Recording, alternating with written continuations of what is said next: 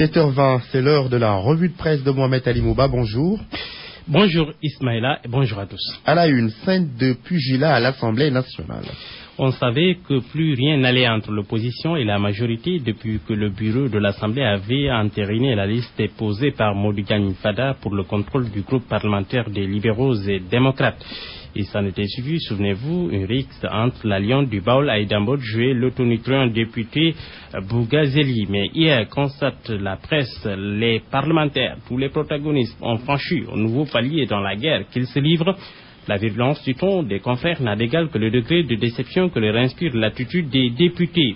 Bataille rangeante majorité opposition, l'Assemblée rixe, gros titre l'Observateur. Invective, bagarre en jeu au Parlement, l'Assemblée des chiffonniers, renchérie, enquête, bataille des chiffonniers à l'Assemblée nationale, s'insurge le populaire, insulte et coup de poing à l'ordre du jour, l'Assemblée est transformée en arène d'épreuve à l'Assemblée comme au robinet, bagarre, il y avait de la bagarre partout, sur le quotidien, place de décor en ces termes. L'Assemblée nationale a été hier, le 8 novembre, le théâtre d'une bagarre rangée entre certains députés de l'opposition qui ont bloqué pendant un certain temps les travaux de commission et ceux du groupe parlementaire Benno Bokk Yakaar, des affrontements qui se sont soldés par le déchirement des restes de Massar et de Thierno, sans oublier bien sûr la crise expliquée par OSA, et si Thierno et compagnie parlent d'une agression ciblée de la part des députés de la majorité, ça tombe pas élu. La CFI, quant à lui, donc estime que les députés de la majorité font user de tout ce qui leur a été permis pour défendre l'Assemblée nationale et procéder au vote des budgets de certains ministères. L'Observateur note hier, on a trouvé pire, nous était l'intervention des forces de l'ordre appelées à la rescousse par le premier des députés Moussa Fagnas, le pire à l'escroquerie, Abdoulaye Baldé, le ministre de l'Environnement, qui était à l'hémicycle pour les travaux de commission, a fait les frais de ces incidents. Il est tombé de son fauteuil, il est difficile hier de savoir qui faisait quoi. C'était le bordel total, comme Évêque Lajout, interrogé par le journal Enquête.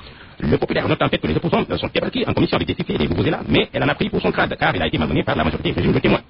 Moussa Fagnas promet de faire face dans le terme et la sérénité quant à l'intime et conflit. On a voté une loi qui a verrouillé toutes les issues et ne laisse aucune chance à l'opposition en cas de crise interne.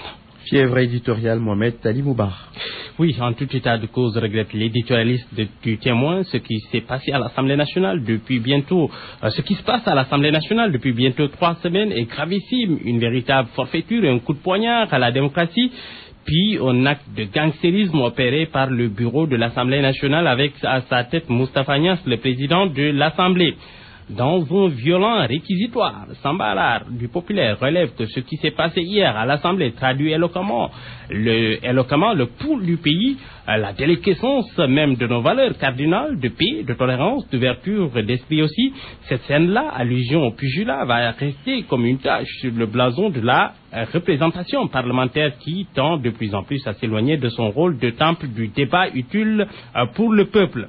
Le commentateur du quotidien de résumer à sa manière le sentiment de dépit qu'il habite à son tour, les députés des personnages politiques incapables de régler ailleurs leurs contradictions idéologiques n'ont rien trouvé de mieux que d'imposer au peuple les spectacles malheureux de leur indignité. En fait, ces gens-là, relève le journal, nos soucis ne sont pas les leurs. Frayeur sur un vol d'un Fokker de l'armée sénégalaise. Abdoulaye Salih Sall échappe de peu au crash point, pointe donc le journal en provenance de Bamako avec à son bord 10 personnes. Le journal LAS nous dit que l'équipage a été obligé d'atterrir en urgence à Caille.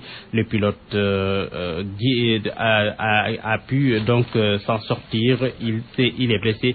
Il est acheminé à Dakar. Abdoulaye Salih Khan, conseiller du président Macky Sall, en sort indemne. Et puis sport, Ismaïla, pour terminer à la une Ligue des Champions, donc à 19h45, Stade Quotidien nous dit que Real PSG, c'est un choc pour le fauteuil. Pour le jour de sport, c'est le scénario idéal.